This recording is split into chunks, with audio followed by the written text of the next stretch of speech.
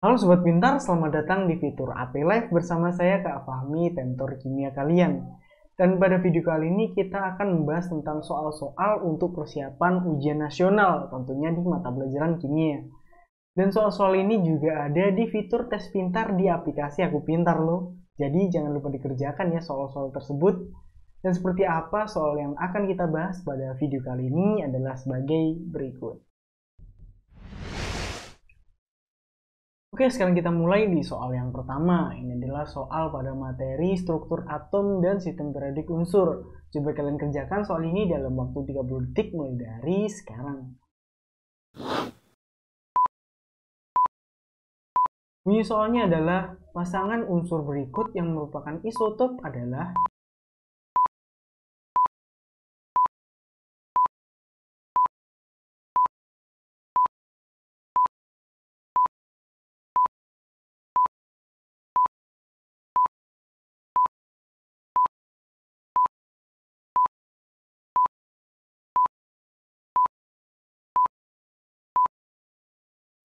Nah, gimana Sobat Pintar? Sudah kalian kerjakan apa belum? Dan dari jawaban kalian kira-kira sudah benar atau ada yang masih salah? Coba kita bahas soal ini secara bersama-sama. Dalam soal ini yang ditanyakan adalah pasangan unsur berikut yang merupakan isotop adalah yang mana di antara option A, B, C, D, E. Sebelum kita cari mana yang merupakan isotop, kita harus tahu dulu isotop itu apa. Isotop adalah suatu keadaan di mana ada dua atom atau lebih yang memiliki nomor atom yang sama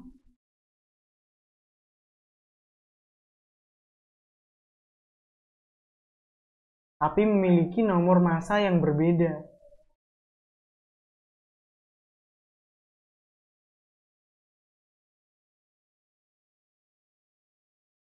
Nah, kita sudah tahu definisi dari isotop, di mana suatu atom atau dua atom atau lebih yang memiliki nomor atom yang sama tetapi memiliki nomor massa yang berbeda. Di sini ada beberapa nomor. Nomor atom yang mana, nomor massa yang mana, kita harus tahu letaknya masing-masing. Dalam suatu notasi unsur, kalau kita misalkan unsurnya adalah X, kemudian ada nomor yang di bawah, yaitu kita misalkan A, dan nomor yang di atas adalah Z. A ini adalah nomor atom.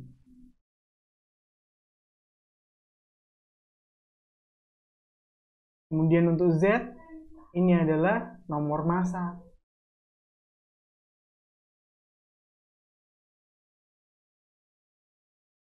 Kita sudah tahu nih untuk posisi dari nomor atom dan juga nomor massa.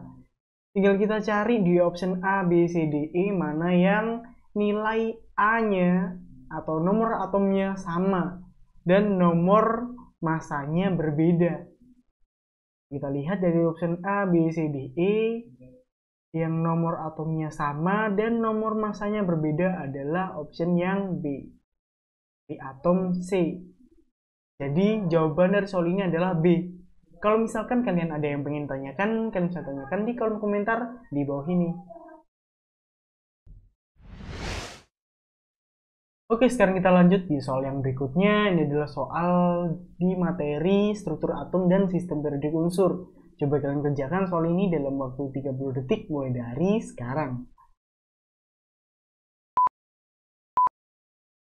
Bunyi soalnya adalah pernyataan yang benar mengenai unsur X dan Y yang masing-masing bernomor atom 12 dan 16 adalah.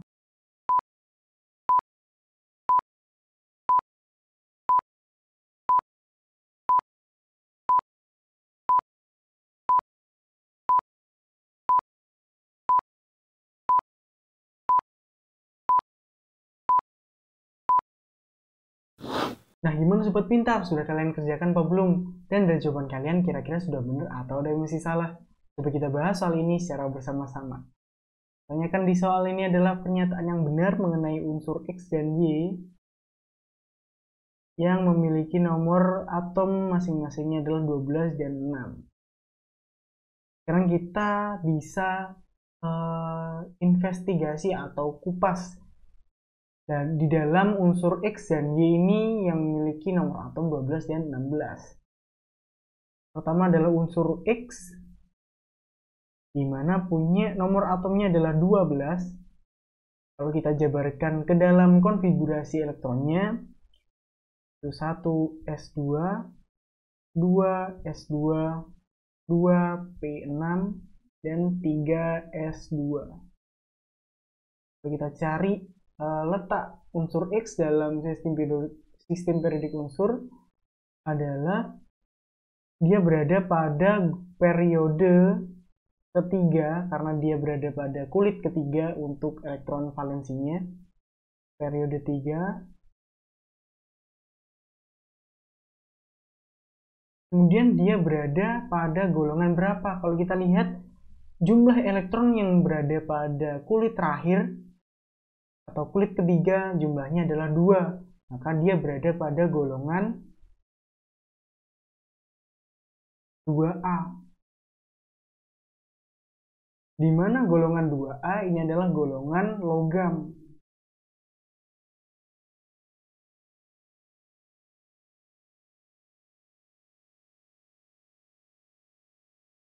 Kemudian untuk unsur Y sekarang. Y nomor atomnya adalah 16. Sedangkan untuk konfigurasinya kita bisa dapatkan yaitu 1 S2, 2 S2, 2 P6, 3 S2, dan 3 P4.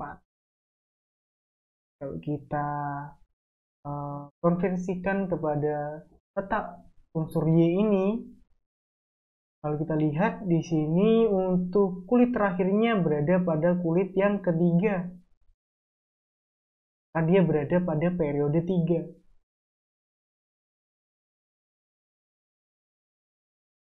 Kemudian untuk golongannya, di kulit ketiga ini ada berapa elektron jumlahnya?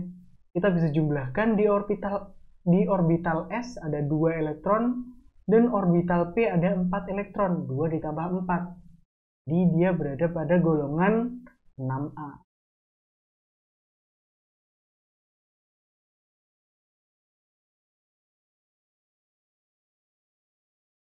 Atau dia juga berada pada golongan non-logam.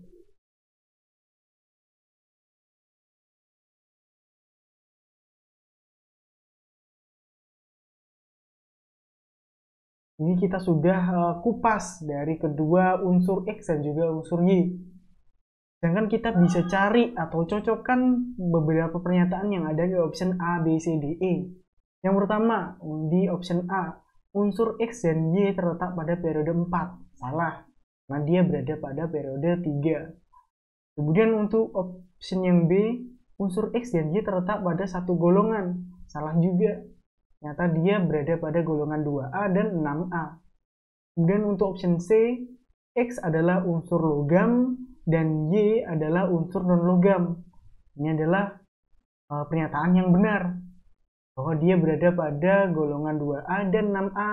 Kalau golongan 2A adalah golongan logam atau menandakan bahwa unsur tersebut adalah unsur logam. Kemudian kalau golongan 6A, dia menandakan bahwa unsur tersebut berada pada golongan non-logam atau unsur non-logam. Kemudian untuk option yang D dan E kita juga cari tahu. Untuk option yang D, jari-jari atom X lebih kecil daripada atom Y. Dalam jari-jari justru karena X memiliki golongan yang lebih kecil daripada golongan atau unsur Y, dia berada atau jari-jarinya malah semakin besar, dimana kalau dari kiri ke kanan jari-jarinya semakin kecil. Jadi untuk option D adalah option yang salah. Kemudian option yang E, unsur X termasuk golongan alkali dan Y termasuk golongan halogen. Untuk X ini karena dia berada pada golongan 2A, dia termasuk golongan alkali tanah, bukan golongan alkali. Sedangkan kalau unsur Y karena dia berada pada golongan 6A, dia berada pada golongan oksigen, bukan halogen. Halogen adalah 7A, sedangkan untuk alkali adalah 1A. Jadi option yang E adalah option Jadi kita bisa dapatkan bahwa jawaban dari soal ini adalah C. X adalah unsur logam dan Y adalah unsur non-logam. Kalau misalkan kalian ada yang pengen tanyakan, kan bisa tanyakan di kolom komentar di bawah ini. Oke, sekarang kita lanjut di soal yang berikutnya. Ini adalah soal pada materi struktur atom dan sistem periodik unsur. Coba kalian kerjakan soal ini dalam waktu 30 detik mulai dari sekarang. Bunyi soalnya adalah, di bawah ini unsur yang paling elektronegatif adalah.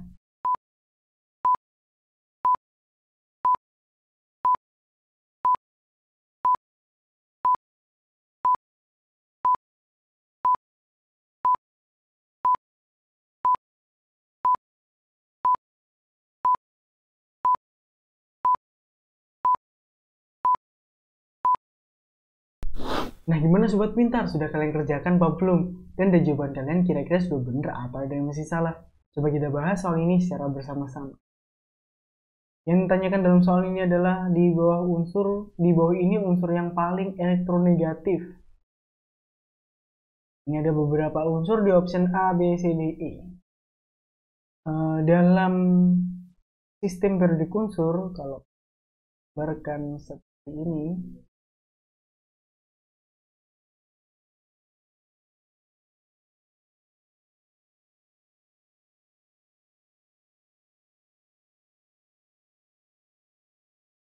misalkan ini adalah sistem periodik unsur.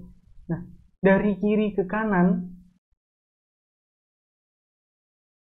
keelektronegatifan ini akan semakin besar. Semakin besar dari kiri ke kanan. Kenapa? Karena dari kiri ke kanan, jari-jari elektron semakin kecil dan daya tarik elektronnya semakin besar. Jari-jari semakin kecil dan daya tarik elektronnya semakin besar.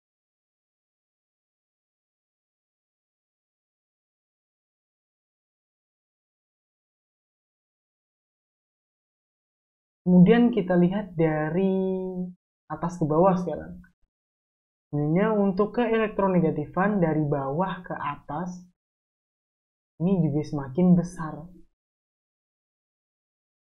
Karena sama juga dipengaruhi jari-jari elektron yang semakin kecil dan mengakibatkan daya tarik elektron juga semakin besar. Jadi dari kiri ke kanan semakin besar dan dari bawah ke atas semakin besar. Artinya harusnya berada pada yang paling pojok, yang memiliki pojok kanan yang memiliki elektronegatifan yang paling besar. Kalau kita lihat unsur yang berada pada paling pojok atau istilahnya yang berada pada golongan halogen adalah unsur FClPr. Ada 3 unsur yang merupakan golongan halogen, di mana golongan yang memiliki elektronegatifan paling besar di antara golongan yang lain. Kemudian yang paling atas kita bisa lihat di nomor atomnya. Nomor atom yang paling kecil berarti dia berada pada golongan halogen yang paling atas. Jadi bisa kita pastikan bahwa jawaban dari soal ini adalah A, unsur F dengan nomor atom 9. Kalau misalkan kalian ada yang pengen tanyakan, kalian bisa tanyakan di kolom komentar di bawah ini. Nah, sebelum kita lanjut ke soal yang berikutnya, ini Kak Fahmi punya sedikit penjelasan mengenai bagaimana menjernihkan air menggunakan bahan kimia. Bagaimana penjelasannya sebagai berikut. Kalian tahu nggak bagaimana cara untuk menjernihkan air yang keruh atau bahkan kotor bisa berubah menjadi bersih atau bahkan jernih? Nah, ketika kalian ingin menjernihkan air yang keruh, kalian bisa menambahkan zat kimia yang termasuk dalam koagulan. Koagulan itu apa sih? Koagulan merupakan zat kimia yang dibutuhkan untuk membantu proses pengendapan partikel-partikel kecil yang tidak dapat mengendap dengan sendirinya. Dan salah satu koagulan yang sering dipakai dalam menjernihkan air adalah tawas. Tawas adalah sebuah senyawa dengan rumus kimia Al2SO4 3 kali 18H2O yang berbentuk kristal putih atau bubuk putih yang dapat larut dalam air dan memang tergolong sebagai koagulan yang dapat menghilangkan kekeruan dalam air. Sebagai koagulan, tawas sangat efektif untuk mengendapkan dan menggumpalkan partikel kotoran yang melayang baik dalam bentuk koloid maupun suspensi. Maka dari itu, tawas sering digunakan sebagai penjernih air. Nah, itu tadi adalah beberapa penjelasan mengenai bagaimana menjernihkan air menggunakan zat kimia. Dan sekarang kita lanjut ke pembahasan soal yang berikutnya. Oke, sekarang kita lanjut di soal yang berikutnya. Ini adalah soal pada materi ikatan kimia. Coba kalian kerjakan soal ini dalam waktu 30 detik mulai dari sekarang. Bunyi soalnya adalah, pasangan senyawa di bawah ini yang mengandung ikatan ion adalah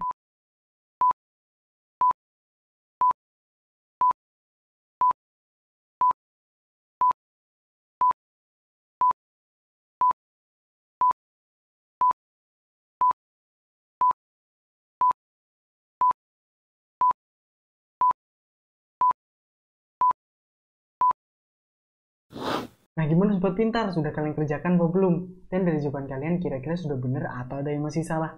Coba kita bahas soal ini secara bersama-sama.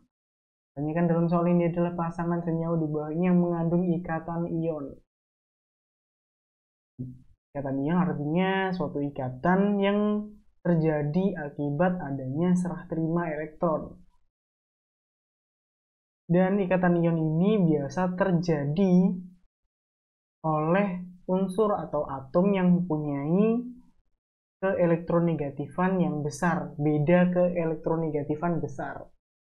Dan biasa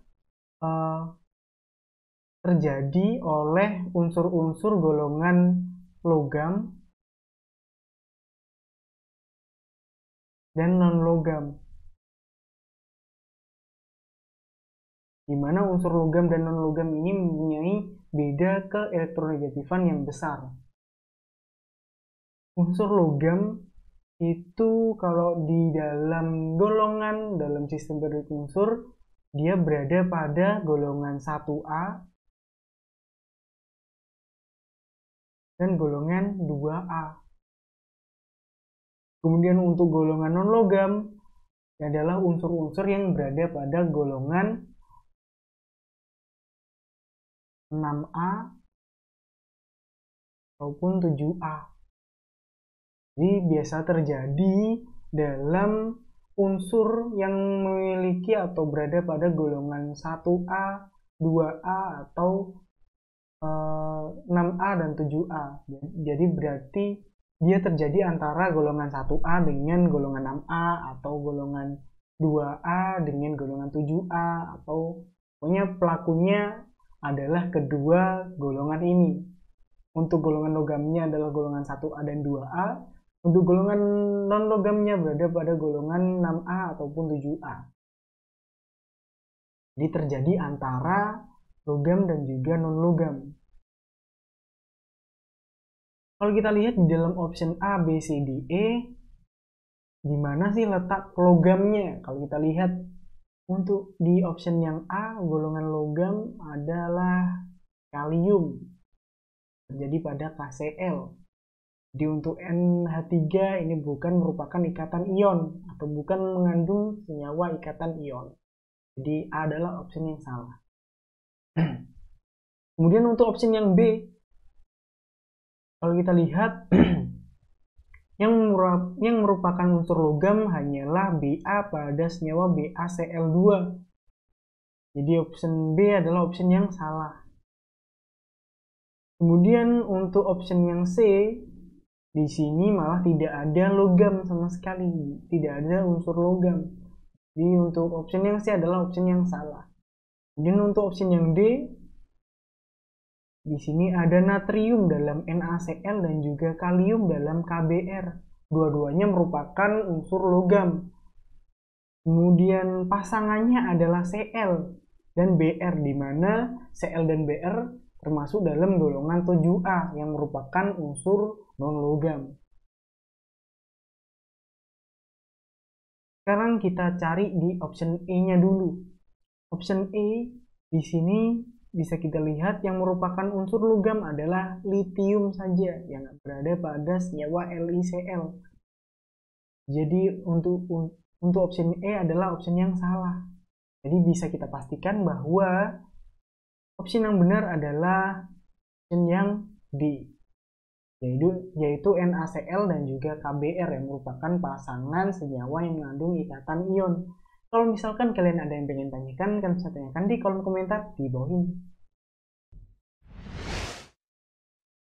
Oke, sekarang kita lanjut di soal yang berikutnya. Ini adalah soal pada materi stokiometri. Coba kalian kerjakan soal ini dalam waktu 30 detik mulai dari sekarang. Bunyi soalnya adalah, diketahui suatu reaksi sebagai berikut. Sebanyak 13,5 gram aluminium direaksikan dengan 38 gram kromium 3 oksida. Massa logam kromium yang dihasilkan adalah.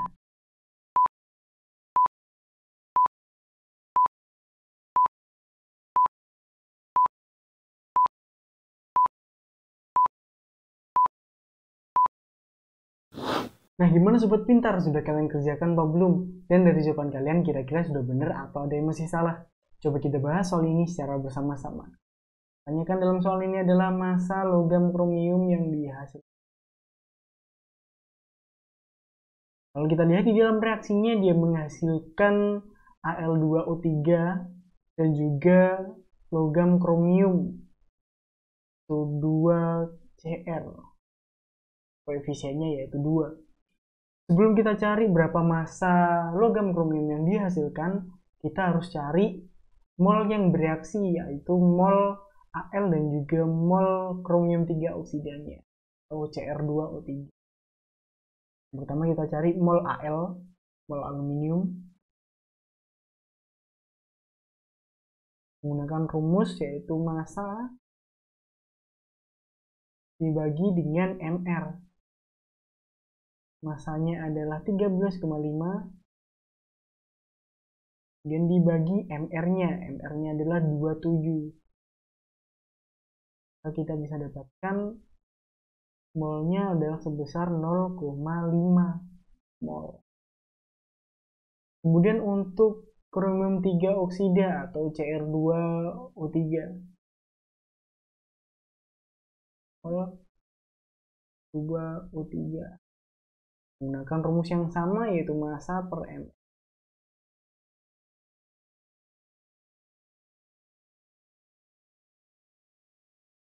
Massanya adalah sebesar 38 dengan MR-nya 152.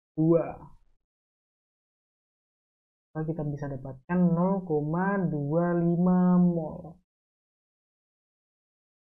Kita sudah dapatkan mol dari Al dan juga Cr2O3 atau kromium 3 oksida.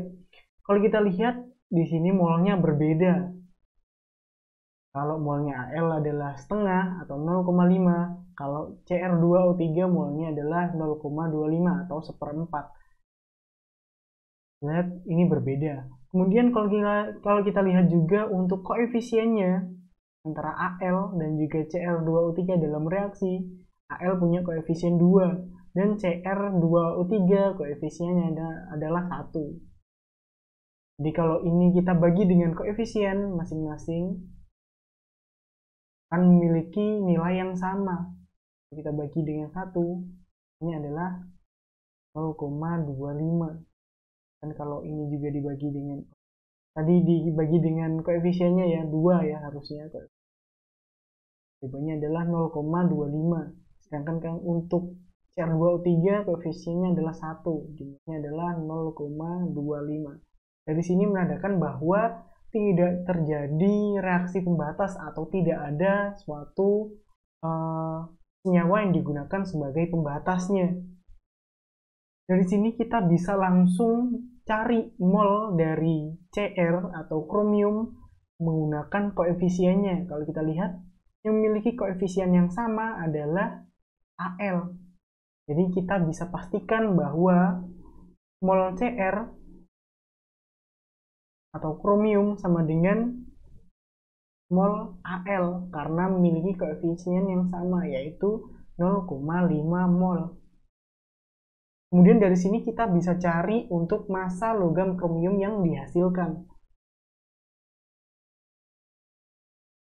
Massa Cr atau kromium kita bisa cari menggunakan rumus yaitu mol dikali dengan Mr.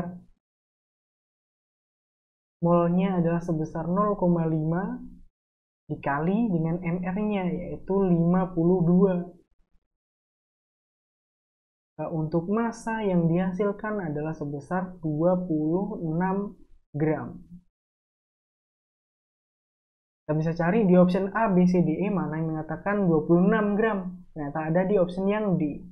Jadi jawaban dari soal ini adalah D, 26 gram. Misalkan kalian pengen tanyakan, kalian tanyakan di kolom komentar di bawah ini. Oke, sekarang kita lanjut di soal yang berikutnya. Ini adalah soal pada materi stokiometri. Coba kalian kerjakan soal ini dalam waktu 30 detik mulai dari sekarang. Bunyi soalnya adalah batu kapur sebanyak 30 gram dicampur dengan asam klorida 6,72 liter dalam keadaan STP sesuai persamaan reaksi berikut. Volume gas yang dihasilkan jika diukur dalam keadaan standar sebanyak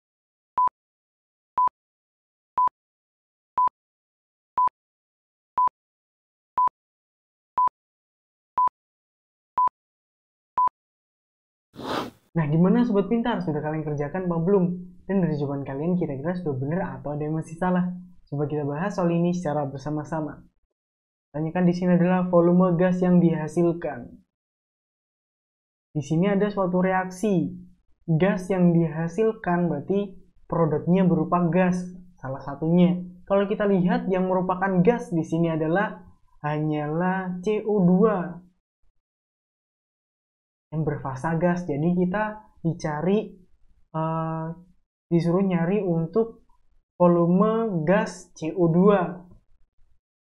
Kita harus cari volume gas CO2. Sebelum kita cari volume gas CO2-nya, kita cari berapa mol yang bereaksi pada CaCO2 atau batu kapur dan juga HCl. Yang pertama kita cari mol CaCO3-nya. Mol batu kapur. CaCO3. Menggunakan rumus yaitu massa dibagi dengan Mr. Dengan massanya yaitu sebesar 30 gram dibagi dengan Mr-nya. Mr-nya adalah senilai 100. Jadi molnya adalah 0,3 mol. Kemudian untuk mol HCl sekarang.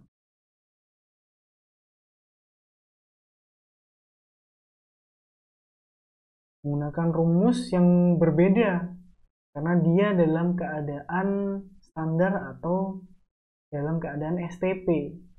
Jadi kita menggunakan rumusnya yaitu volume dibagi dengan STP. Volumenya adalah sebesar 6,72 dibagi dengan 22,4. Kita dapatkan sebesar 0,3 mol. Molnya di sini sama-sama 3. Tapi kita bisa lihat untuk koefisien dari HCl, mana dia punya koefisien yang sebesar 2 atau lebih besar daripada CaCO3, menandakan bahwa yang sebagai pereaksi pembatas adalah HCl. Nah, dia punya koefisien yang besar. Kita gunakan sebagai patokan HCl-nya atau mol HCl-nya kita jadikan sebagai patokan. Kemudian kita cari mol CO2 atau mol gas yang dihasilkan. Mol CO2. Kita menggunakan pereaksi pembatas atau HCl sebagai patokannya, yaitu menggunakan mol HCl dikali koefisien dari Ca atau CO2 dibagi dengan koefisien dari HCl. Kita bisa masukkan untuk mol HCl-nya sebesar 0,3 dikali koefisien CO2 1 dibagi 2. Kita dapatkan mol CO2 sebesar 0,15 mol. Barulah di sini kita bisa dapatkan volume gas yang dihasilkan dalam keadaan standar kan. Artinya dia dalam keadaan STP juga. Nah, untuk mencari volume gas CO2 yang dihasilkan, 2 menggunakan rumus mol CO2 dikali dengan STP kalau dalam keadaan standarnya. Kita masukkan datanya 0,15 kali dengan 22,4. Kita dapatkan volumenya sebesar 3,36 liter. Sekarang kita cari di option A, B, C, D, E mana yang mengatakan 3,36 liter. Nah, tak ada di option yang C. Jadi jawaban dari soal ini adalah C, 3,36 liter. Kalau misalkan kalian ada yang pengen tanyakan, kalian bisa tanyakan di kolom komentar di bawah ini. Oke, kita tadi sudah selesai membahas beberapa soal untuk persiapan ujian nasional tentunya di mata pelajaran kimia. Semoga penjelasan Kak Fahmi bisa bermanfaat bagi kalian dan jangan lupa untuk mengerjakan soal-soal tersebut yang ada di fitur tes pintar di aplikasi Aku Pintar. Jangan lupa untuk like, komen, subscribe channel YouTube Aku Pintar dan jangan lupa juga untuk nyalakan notifikasi loncengnya untuk mendapatkan update video terbaru dari kami. Belajar pintar bersama Aku Pintar. Sampai jumpa.